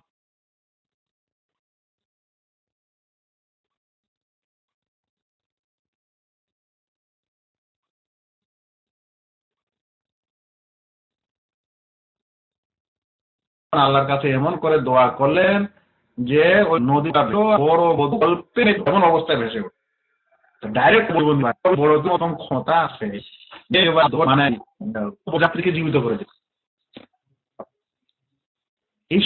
এই সকল বিশ্বাস হচ্ছে তাওহীদের রুবুবিয়্যাত বিরোধী বিশ্বাস। সেটা ডাইরেক্ট ও ইনডাইরেক্টের কারণে হয়তো একটু পার্থক্য আসতে পারে এর হুকুমের বিধানে, যে এটা কোন শিরক হলো বা এটা শিরক হলো কি হলো না, এটা পার্থক্য একটু হতে পারে। কারণ এই পার্থক্যটা ওরা করেছে এই কারণে, বুদ্ধি করে কৌশল করে, এই জন্য আমাদেরকে মুশরিক না বলতে পারে। সেই জন্য বলবে কি যে আল্লাহর আদেশে ভালো হয়ে যাও, আল্লাহর কাছে দোয়া করে দিল ভালো হয়ে গেল, অমুক তমুক এরকম। কিন্তু এগুলো সব কিছুই তো তাওহীদ বিরোধী কথা, একেবারে সমস্যাওয়ালা কথা। এই সকল বিশ্বাস মুসলিমের হতে পারে না। আমাকে আল্লাহ তাআলা দিয়েছেন, সৃষ্টি করেছেন এই তিনি হচ্ছেন মুদাব্বির। তিনি এই পৃথিবী পরিচালনা সম্পর্কে পৃথিবী পরিচালনা করেন। তা করে আমি বললাম যে না, ওই পরিচালনার ক্ষেত্রে অমুকও শরীক আছে, আবার ওইদিকে জীবনও পাচ্ছে, আবার ওইদিকে কাউকে মরণও দিচ্ছে। এদিকে রাসূল সাল্লাল্লাহু আলাইহি ওয়াসাল্লামের চাচা মারা গেছেন বদরের যুদ্ধে, হ্যাঁ, আর নিজের ছেলে মারা গেছে ইব্রাহিম, কাঁদছেন, চোখ দিয়ে পানিও ঝরছে। ওইখানে তিনি দোয়া করে ভালো করতে পারেন না, আল্লাহর কাছে তিনি দোয়া করছেন না যে আমাকে ফিরিয়ে দাও, আর ওরা পাচ্ছে সব। এগুলো কি? এগুলো হচ্ছে তাওহীদ বিরোধী কথা ও বিশ্বাস, যেগুলো গল্পের আকারে হোক, কারামতের আকারে হোক, আর সরাসরি আকারে হোক, এরকম করে তারা এই তাওহীদের রুবুবিয়্যাতে শিরক করছে। তাওহীদ উলুহিয়াতে শিরক, এটা হলো জটিল বিষয় এবং এটা হলো বড় বিষয়। আমি আপনাকে বলছিলাম যে যারা তাওহীদের সংজ্ঞায় গোলমাল করবে, যারা মনে করবে যে এক আল্লাহকে বিশ্বাস করাই তাওহীদ, যদি এক আল্লাহকে বিশ্বাস করাই তাওহীদ হয়, এক কথাকে বিশ্বাস করে, তাহলে তাদের কাছে এক আল্লাহরই ইবাদত করা তাওহীদ নয়, এই কথার ব্যাখ্যা আসে না। তাই ইবাদতের কিছু অংশ, আল্লাহকে যদি কেউ এক বলে স্বীকার করে নিয়েছে, তাহলে তাকে মুওয়াহিদ ও মুসলমান ধরা হচ্ছে, যদিও ইবাদতের অনেক কিছু সে আল্লাহ ছাড়া অন্যের জন্য করুক না কেন। তাই আমরা দেখছি আমাদের সমাজে যারা কবরের দ্বারস্থ হয় এবং খাজা বাবাদের দ্বারস্থ হয়, সেখানে তারা ইবাদতের পুরো রুকুন, তিনটি রুকুন ইবাদতের, তিনটি স্তম্ভ, এই তিনটাই তারা আল্লাহ ব্যতীত অন্যের জন্য করে থাকে এবং সেটাকে তারা শিরক মনে করে না। সেটা কি? সেটা হলো ভয়, আশা এবং ভালোবাসা। ভয়, আশা ও ভালোবাসা, এটা হলো আন্তরিক ইবাদত, এটাই ইবাদতের মূল। তারা যখন কোনো খাজা বাবার কাছে যায়, তখন খাজা বাবার সম্পর্কে তাদের ভয় থাকে যে আমরা যদি বেয়াদবি করি আর কিছু করি তো আমাদের ক্ষতি হতে পারে। তারা একটা আশা থাকে, সেই কারণেই সেখানে যায়। মহব্বত থাকে, সেই কারণে যায়। বেয়াদবি কেউ করে না সেখানে। তো এ সকল কিছু ওখানে থাকে, তাদের জন্য তারা নজর মান্নত করে, তাদের কাছে তারা দোয়া প্রার্থনা করে, তাদের কাছে তারা আশা করে, তাদেরকে সুপারিশকারী মনে করে, ইত্যাদি করার পরও সেটাকে তারা শিরক মনে করে না। কেন? কারণ তারা তাওহীদের সংজ্ঞায় উল্টা দিয়েছে, যে আল্লাহকে এক বলে বিশ্বাস করলে তাওহীদ হয়ে গেল, আর বাকি এই সকল কাজে তখন আর তাদের তাওহীদ নষ্ট হয় না। কিন্তু তাওহীদ নষ্ট তখন হবে যখন আপনি তাওহীদের এই সংজ্ঞা পড়বেন, যে তাওহীদ রুবুবিয়্যাত, উলুহিয়্যাত, আসমা ও সিফাত, এই সব কিছুতে এক মনে করতে হবে আল্লাহকে, তাহলে তখন তাওহীদ হবে। নচেৎ এই তাওহীদের সংজ্ঞা যেটা সমাজে আমাদের আছে বা মানুষ করে, শিরক বন্ধ হবে না। হ্যাঁ, আর বলতে পারবো না আজকে। এখান থেকে আজকের ক্লাস অফ। আজকে প্রথমে লাইনে ঢুকেই অফিসের ইন্টারনেট গোলমাল দেখলাম, নিয়ে এসে ক্লাস শুরু করলাম। ক্লাসের আগে একটু চা পান করে আসবে ওটা করে, আর তারপরে আবার যদি রুমে ঢুকলাম আপনাদের কি বলে ওয়েবসাইটে, তো ক্লাস 1 এরই লিঙ্ক দিয়ে রেখেছেন, ক্লাস 2 এর লিঙ্ক দিয়ে রাখেন। আমি জানি না আমার মতো শেখ আপনাদের কাছে আর আছে কিনা, মানে সবাই কি বেচারা নরম সরম মানুষ আসে আর আপনারা মানে হু হা করেন আর শেখে একটু মান সম্মান দেন, বেচারারা ওখান থেকে বিদায় নেয় আর ভুল ত্রুটিগুলো আপনাদেরকে খুঁজে পায় না। এই আজকে আপনারা ওই কি বলে যে অ্যাডমিনের মাধ্যমে ওখানে শুরু হয়ে গেছে নাকি, নাও এটা আমাদের পার্মানেন্ট লিঙ্ক, এই পার্মানেন্ট লিঙ্ক আপনারা ওয়েবসাইটে দেন। আপনার ক্লাসে যারা ঢুকেছে এই লিঙ্ক দিয়ে আপনার লাভ কি? এরা সবাই ঢুকেই আছে, এটা ওর জন্য দিতে হবে যারা বাইরে থেকে ক্লাসে ঢুকে। তো ইয়া আল্লাহ। জি ভাই, গভীর ভাবে আপনারা পড়তে পারেন আমাদের বই পুস্তকে আশেপাশের যেগুলো মানে লিখে, ওখানে দেখেন তারা তৌহিদের সংজ্ঞা কি দিয়েছে। আমাকে আশ্চর্য লাগে আমাদের কওমি হুজুরেরা, দেওবন্দি হুজুরেরা, তারা যখন তৌহিদের সংজ্ঞা দিতে গেছে তো কেউই এক ধরনের সংজ্ঞা লিখেনি। মানে বোঝা যাচ্ছে যে অধিকাংশই ইজতিহাদ করেছে তৌহিদের সংজ্ঞার বিষয়ে, বা কেউ এদিক থেকে কিছু নেওয়ার চেষ্টা করেছে, কেউ ওই দিক থেকে কিছু নেওয়ার চেষ্টা করেছে, কিন্তু কেউ একটা স্বচ্ছ তৌহিদের সংজ্ঞা দেয়নি, ও দেয় না। তার কারণও একটা আছে, অভ্যন্তরীণ কারণ। কারণ আমাদের এই দেওবন্দি হুজুরেরা, কওমি হুজুরেরা হচ্ছে দেওবন্দিরা, এরা সকল আকীদার ক্ষেত্রে আমরা আশারি মাতুরিদি, আর ফিকহ মানার ক্ষেত্রে আমরা হানাফি। আর আশারি মাতুরিদিরা তাওহীদের এই সংজ্ঞা দেয়নি। কোন সংজ্ঞা? যেটা আমরা শিখাচ্ছি, এটা সালাফে সালেহিনের, ওরা দেয়নি। ওরা ওরা ওদের সংজ্ঞাটা হচ্ছে ওইটাই, কাবিল লিল ইখতিরা, যিনি সৃষ্টি করতে, যিনি সৃষ্টি কারক, সৃষ্টি করার যিনি যোগ্যতা রাখেন, তাকেই আল্লাহ বলা হয়, ইলাহ বলা হয়। এবং সেই বিভ্রান্তের কারণেই তারা তাওহীদের সংজ্ঞা দিতে পারে না। এই সংজ্ঞা ওরাই দিতে পারে যারা সালাফে সালেহিন থেকে তাওহীদ নেই। 300 হিজরির পূর্বে ইমাম আবু হানিফা রহমাতুল্লাহ আলাইহি বা এই সকল লোকের আকীদা কি ছিল? যেই আকীদা ছিল, যেই তাওহীদ ছিল, সেই তাওহীদের সংজ্ঞা দিত। 300 হিজরির পর আশারি মাতুরিদের জন্ম হবে, আর ওদের তাওহীদের সংজ্ঞা নিব আর আগেরটা ছেড়ে দিব, তাহলে তো গোলমাল হয়। আর হয়েছে এই কারণে।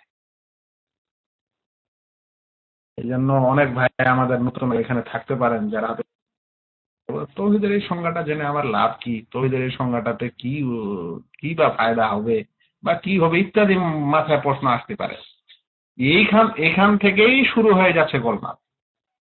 এইটা যদি ঠিক হয় তাহলে বাকি তৌহিদ ও শিরকের বিষয়টা ঠিক হবে। এইখানে যারা গোলমাল করবে তারা সামনে গিয়ে ঠিক করতে পারবে। আচ্ছা,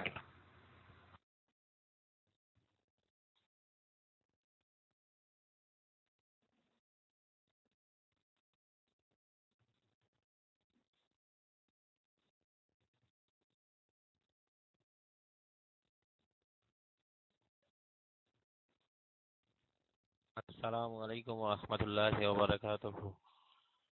আলহামদুলিল্লাহি রাব্বিল আলামিন ওয়াসসালাতু ওয়াসসালামু আলা সাইয়্যিদিল মুরসালিন নবিয়িনা মুহাম্মদ ওয়া আলা আলিহি ওয়া আসহাবিহি আজমাইন, আম্মা বাদ।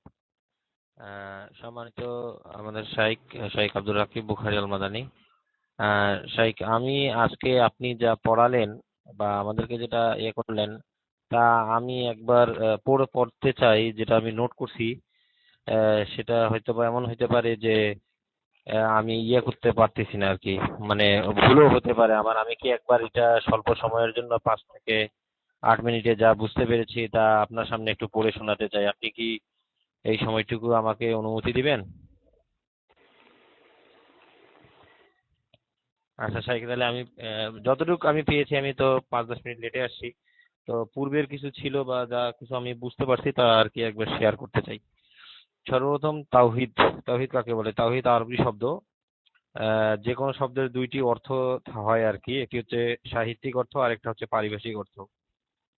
সাহিত্যিক অর্থটা মানে আবিধানিক অর্থ হিসেবে বিবেচনা করা হয়। আবিধানিক অর্থে কোনো কিছুকে এক করা, বিক্ষিপ্ত জিনিসকে একত্রীকরণ বা একাধিক আছে এক করে দেয়া বোঝায়। এক ব্যক্তি কাগজের 5 টুকরাকে এক করে দিল, মানে এইভাবে বোঝায় আর কি। সে এক করে দিলেও এটাকে ভালো বাংলায় বলা যায় যে একীকরণ আর কি। আর পারিভাষিক অর্থে আল্লাহর অস্তিত্বে বিশ্বাস করা, রুবুবিয়া ও উলুহিয়াতে এক মনে করা এবং সমস্ত নাম গুণাবলীর উপর বিশ্বাস স্থাপন করাই হচ্ছে পারিভাষিক অর্থ। আপনি বলছিলেন আমাদেরকে যে পারিভাষিক অর্থ বলতে সারি অর্থ বোঝায়। আহ, এর আগের ক্লাসে একবার একটা বলছিলেন যে বিশিষ্ট আলেম বলেছেন আল্লাহকে এক মনে করা যে বিষয়ে তিনি নির্দিষ্ট, একক এবং অনন্য মনে করা। তো ঠিক সেইভাবে সামগ্রিকভাবে আমাদেরকে যেটা বলেছিলেন যে আল্লাহ কর্মসমূহকে এক মনে করা, রুবুবিয়া এবং নাম ও গুণাবলীতে এক মনে করা। আর পরবর্তীতে যে জিনিসটা ছিল যে আমরা সংজ্ঞাতে পাই যে এখানে আল্লাহর অস্তিত্বে বিশ্বাস করা, রুবুবিয়া এবং উলুহিয়াতে এক মনে করা, সমস্ত গুণাবলীর উপর বিশ্বাস স্থাপন করা। এখানে তিনটা বিষয় আসে, যে রুবুবিয়া, উলুহিয়া এবং সমস্ত নাম গুণাবলীর উপর বিশ্বাস স্থাপন। তো এই তিনটা জিনিসের উপর বিস্তারিতভাবে যেভাবে বললেন, আহ, হ্যাঁ সেটা ওইভাবেই বলার চেষ্টা করছি, মানে আমি কাগজে নোট করছি তো যতটুকু পারছি, শোনার পরে এই অতটুকুই বলতে পারতেছি আর কি, তার চেয়ে বেশি আমি করতে পারছি না। ভুল হলে শাইখ ইনশাল্লাহ ঠিক করে দিবেন। রুবুবিয়া মানে উনি হচ্ছেন, রুবিয়া শব্দটা এসেছে রব থেকে। তো রব, যে রবের অর্থ হলো প্রতিপালক, যিনি লালন পালন করেন, যিনি বিশ্ব ব্রহ্মাণ্ডের লালন পালন করেন, মহান প্রতিপালক। প্রতিপালনের কাজ করতে গিয়ে যে সকল সমস্ত কাজ করেন তার কর্মসমূহকেই এক মনে করাই হচ্ছে রুবুবিয়া। প্রতিপালকের কর্ম যেমন সৃষ্টিকর্তা, রুজিদাতা, জগতের সৃষ্টিকর্তা এবং সেগুলোর পরিচালনা করা, সকলের ভালো মন্দকারী, এইসব প্রভৃতি। উলুহিয়ার কথাটা হচ্ছে ইবাদত হিসেবে আল্লাহকে এক মনে করা, আর আল্লাহর ইবাদতে কোনো অংশী নেই, মানে ইবাদতের কোনো ভাগ অন্য কেউ পাবে না, এই বিষয়টাই হচ্ছে উলুহিয়া।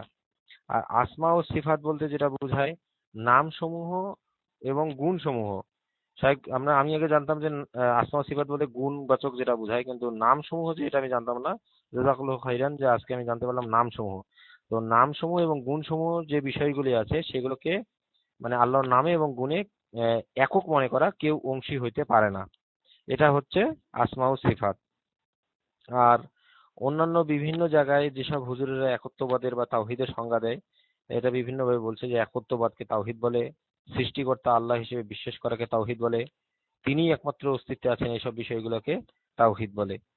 তো এই জিনিসগুলোই হচ্ছে আমাদের জন্য মানে ইয়ে আর কি, মানে যেসব জায়গায় আমরা জানলে মানে প্রকৃত যে এটা জানতে পারবো না, সেটা একটু বললেন কেন জানতে পারবো না, সেটাও ব্যাখ্যা করেছেন।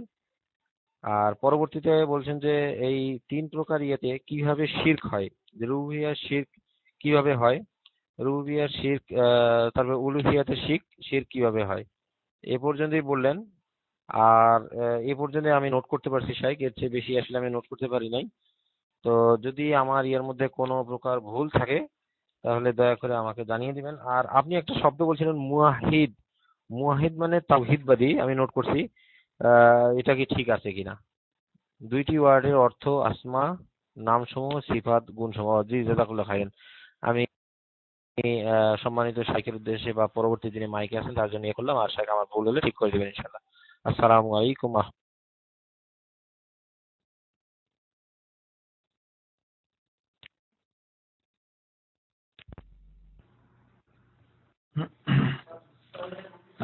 জি, আলহামদুলিল্লাহ মোটামুটি ঠিক আছে। অল্প একটু ত্রুটি বিচ্যুতি থাকতে পারে বলার সময়, কিন্তু আমভাবে কথাটি ঠিক আছে। তাওহীদের সঙ্গে আপনি বলেছিলেন সংজ্ঞা লেখার সময় আল্লাহর অস্তিত্বে বিশ্বাস করা, এই অস্তিত্বটা বলার দরকার নেই। আহ, অস্তিত্বে বিশ্বাস করা, আল্লাহর অস্তিত্ব বিশ্বাস করা, এটা রুবুবিয়াতের মধ্যে চলে আসে। যখন আমরা বলি যে রুবুবিয়াতে বিশ্বাস করা, তার মানে প্রথমেই হলো যে আল্লাহ আছেন রব হিসাবে, সেটাই আগে বিশ্বাস করা। তো রুবুবিয়াতে অস্তিত্ব আসে আল্লাহ তাআলার, এবং আল্লাহ তাআলার কর্মসমূহ সবকিছু আসে। ইবাদত হিসাবে আল্লাহকে এক মনে করা এই কথাটা ঠিক নয়। ইবাদত হিসাবে নয়, ইবাদতের ক্ষেত্রে, ইবাদতের বেলায়, ইবাদত করার সময় বা ইবাদতের ইবাদত, যাবতীয় ইবাদতে আল্লাহকে এক মনে করা, এটা হবে ইবাদত হিসাবে নয়। মাবুদ হিসাবে তিনি এক, তার সাথে কেউ অংশ নেই, এটা এটা এটা ঠিক হলো। মাবুদ হিসাবে তিনি এক, কিন্তু ইবাদত হিসাবে যা কিছুই ইবাদত হিসাবে প্রমাণিত সেগুলি সব আল্লাহর জন্যই হবে। এটা হলো তাওহীদে উলুহিয়া। সোজা সোজা জিনিস, খুব খুব বড় বিষয় না, অত মাথা ঘামানোরও দরকার নেই। যে প্রতিপালক আমাদের হচ্ছেন মহান আল্লাহ, প্রতিপালনের যাবতীয় কাজে তিনি এক, তার সাথে কেউ অংশ নেই। আর যেগুলো ইবাদত, আল্লাহ তাআলা যেগুলোকে ইবাদত বলেছেন, ইবাদত হিসাবে যেগুলো ইসলামের স্বীকৃত, সে সকল ইবাদত আল্লাহর জন্য হবে, কারো কারো অন্য জন্য করা যাবে না। আল্লাহর কিছু সুন্দর সুন্দর নাম আছে, আর কিছু গুণ রয়েছে যেগুলো কোরআন ও সহিহ সুন্নতে প্রমাণিত, সেগুলোতে কাউকে অংশ করা যাবে না, তিনি ওগুলোতে। কিন্তু এই বিশ্লেষণটা আবার শুনতে হবে, বিশেষ করে তাওহীদে আসমা ওয়া সিফাতটা এবং তাওহীদে উলুহিয়াতটা। আবার ইনশাআল্লাহ আগামী ক্লাসে ও দার্সে শোনানোর চেষ্টা করা হবে ইনশাআল্লাহ।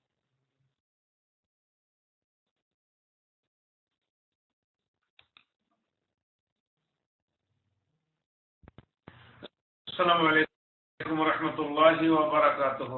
শেখ জাযাকাল্লাহু খাইরান। আমি প্রশ্ন করার আগে গত সপ্তাহে আপনি একটি কথা বলেছিলেন যে আপনার অফিসে এটি লিখিত দেওয়ার জন্য সেটি আইআরএফ কর্তৃপক্ষ চিন্তা করবে আশা করি, অ্যাডমিন মডারেটরটা। আমি আমি আশা করব আল্লাহর কাছে যে আপনি যে শ্রম আমাদের জন্য দিয়েছেন সেই শ্রম একদম নিষ্ফলে যায়নি বলে মনে করি ইনশাআল্লাহ। আপনার ছাত্রদের মধ্যে কয়েকজনের নাম তো উল্লেখ করা যায়, আব্দুল কাইয়ুম ভাই, মনির ভাই, ওয়ালিউল্লাহ ভাই, সেই সাথে শাহজালাল, তারপরে জহির। আমরা আপনার কাছ থেকে তাওহীদ কিছুটা মানে তাওহীদের যে মূল মন্ত্র, মূল জ্ঞানটি সেটি কিছুটা হলেও পেয়েছি বলে প্রত্যাশা করি আল্লাহর কাছে। এখন শেখ, আপনার এই ছাত্রদের মধ্যে পরীক্ষা তো নিতে পারতেছেন না, কখনো যদি এরকম সুযোগ হয় আপনার ছাত্রদের মধ্যে যদি তাওহীদের প্রতিযোগিতা হয়, তাহলে আপনার অনলাইনে ছাত্রদের মধ্যে থেকে রফিক ইবনে শরাফতের নামটি লিখে রাখবেন। সেই তাওহীদের প্রতিযোগিতায় অংশগ্রহণ করার জন্য আমি সৌদি আরবের যে কোনো প্রান্তে যাব ইনশাআল্লাহ। এবং ইনশাআল্লাহ সেখানে আপনার কি বলে তাওহীদের আলোচনায় অংশগ্রহণ করব, প্রতিযোগিতায় আপনার ক্লাসের ছাত্র সহ অন্যান্য ছাত্রদের মধ্যে। আর এবার প্রশ্নটি হচ্ছে যে আহলি সুন্নাত ওয়াল জামাত কিংবা সালাফি আলেমদের মুখে মাশাআল্লাহ বেশি তাওহীদের কথা বলতে শুনি। এতটুকু আপনার কাছ থেকে শিখেছি যে ইমানের যে 6টি পার্ট, সেই 6টি পার্টের মধ্যে সবচেয়ে গুরুত্বপূর্ণ আহাম বিষয় হচ্ছে তাওহীদ, অর্থাৎ আল্লাহ সম্পর্কে জ্ঞান অর্জন করা।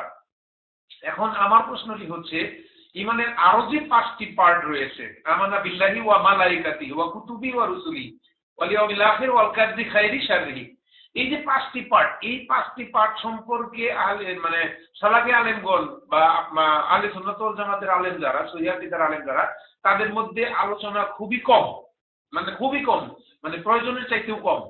এখন এই বিষয়টি আপনার মনোযোগ আকর্ষণ করছি যে আমাদেরকে ওই 5টি বিষয় সম্পর্কেও মোটামুটি ধারণা দেওয়ার জন্য।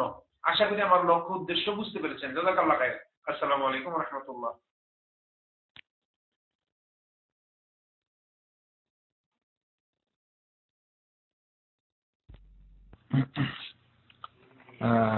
প্রথমত তাওহীদের পরীক্ষার বিষয়।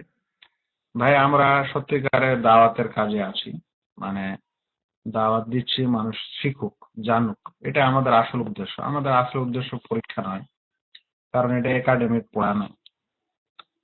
সে কারণে পরীক্ষা হোক বা না হোক, বা এইভাবেই পরীক্ষা নেওয়া হচ্ছে। ধরেন এই যে কিছু জিজ্ঞাসা করছি, বলছি, শুনছি, এটাই ধরেন পরীক্ষা। আর তাওহীদের মধ্যে আরকানুল ইমানের মধ্যে প্রথমটি, অর্থাৎ আল ইমান বিল্লাহ, আর এই ইমান বিল্লাতেই আসছে যাবতীয় তাওহীদের বিষয় বা ইত্যাদি। এটা ব্যাপকভাবে পড়ানো হয়, বাকিগুলো ব্যাপকভাবে পড়ানো হয় না। এর কারণ কি? যে ইমান বিল্লাহটা বেশি গুরুত্ব রাখে সে কারণে, নচেত বাকিগুলো যে পড়া হয় না বিস্তারিত ভাবে এরকম নয়। আমাদের ওলামায়ে কেরাম, সালাফে সালেহিন এই বিষয়েও বিস্তারিত লিখেছেন, যেমন ইমান বিল্লাহ সম্পর্কে লিখেছেন। তো ইমান বিল মালাইকা, তারপরে বিষয়টা কতখানি মানে মানুষ আল্লাহর প্রতি বিশ্বাস করা এবং আল্লাহ রুবুবিয়ত, উলুহিয়ত, আসমা ওয়া সিফাত ইত্যাদিতে সকল কিছুতে মতভেদ করে ফেলেছে। সেই কারণে এই জিনিসটা পড়ানো ও বোঝানোর বেশি প্রয়োজন হচ্ছে। কিন্তু যদি হয়তো আমরা ফেরেশতার ব্যাপারে যাই, তাহলে হয়তো দেখা যাবে যে সেই ক্ষেত্রে হয়তো শিরক থাকলেও খুব কম। সেই কারণে হয়তো ওইটার অতখানি গুরুত্ব দেওয়া হয় না। আর ইমান বিল কুতুব, যেটা কিতাবের উপর বিশ্বাস স্থাপন, সেখানেও হয়তো মানুষের ইমান মানে মানে সেখানে হয়তো শিরক ঢোকার দরজা হয়তো একটু কম আছে বা কম হয়েছে।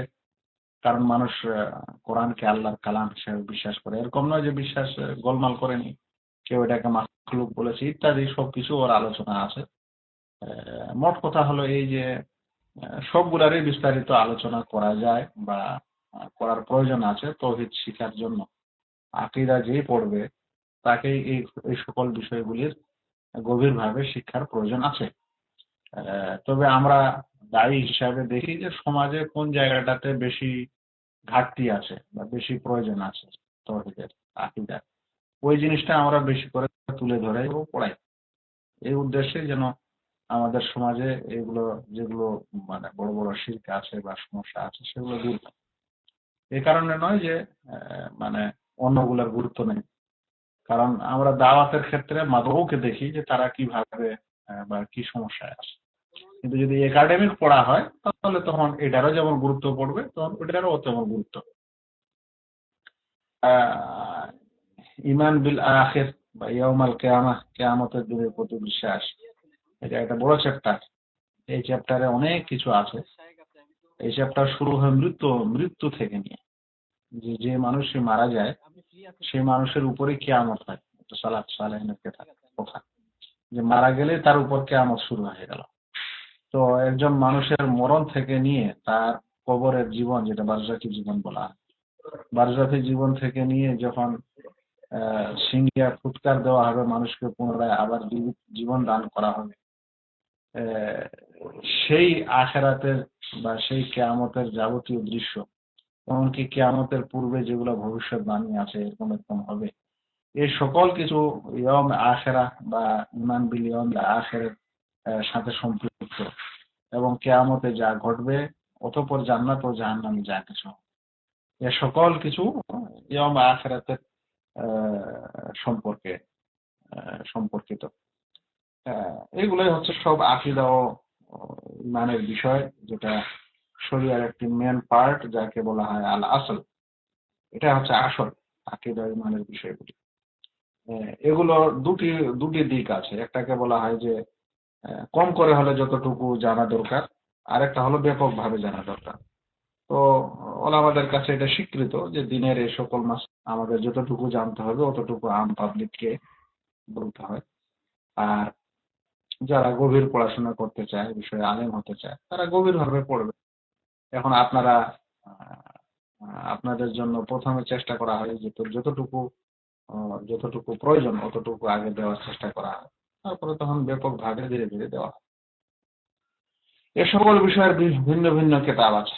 ইমান বিল্লাহ, ইমান বিল মালায়েকা, ইমান বিল রাসূল থেকে নিয়ে যাবতীয় কিছু ভিন্ন ভিন্ন বই আছে, সালাফ সালেহ লিখেছেন, ওলামা কেরাম লিখেছেন। সেগুলো থেকে মানুষ পড়তে পারে। এখন কথা হলো যে সকল বিদ্যা, এই সকল কিছু তৌহিদের জ্ঞানই এসেছে আমাদের এই বিশেষ করে সৌদি মাশায়েখ থেকে। আর সে কারণে আহ, এগুলো বাংলাতে নাই। এগুলো আবার পড়তে হবে, আরবিটা বাংলা করতে হবে, বুঝতে হবে, বুঝাতে হবে, তারপরেই এই সমস্যার কিছুটা সমাধান হবে। যেগুলো ধীরে ধীরে আমাদের আলেম ওলামারা করছেন, অনেকে অনেক ধরনের খিদমত করছেন, এবং এই সময় এই যুগে সেটা ধীরে ধীরে প্রকাশ পাচ্ছে। আপনারা যতটুকু যেখান থেকে পাচ্ছেন, যেভাবে পাচ্ছেন সেভাবে শিখেন। আহ, আমরা যতখানি পারছি শিখাচ্ছি, আল্লাহ যেন কবুল করে।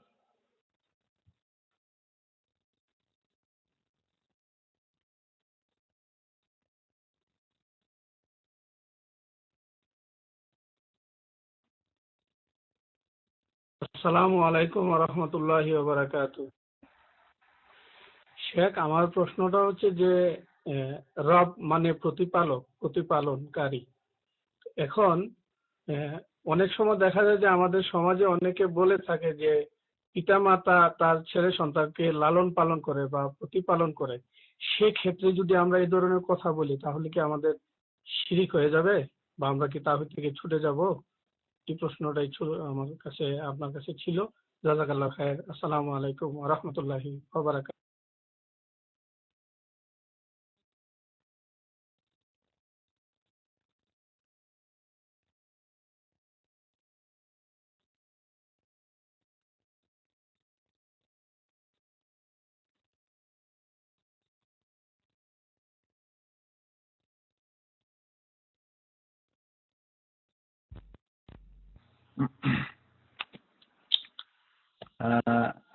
আল্লাহ রাব্বুল আলামিনের অনেকগুলি নাম, গুণ ইত্যাদি,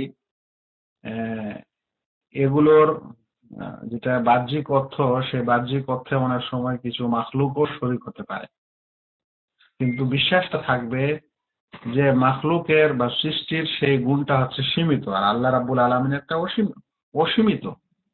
যেমন শোনা, আল্লাহ রাব্বুল আলামিন শুনেন, আমরাও শুনি,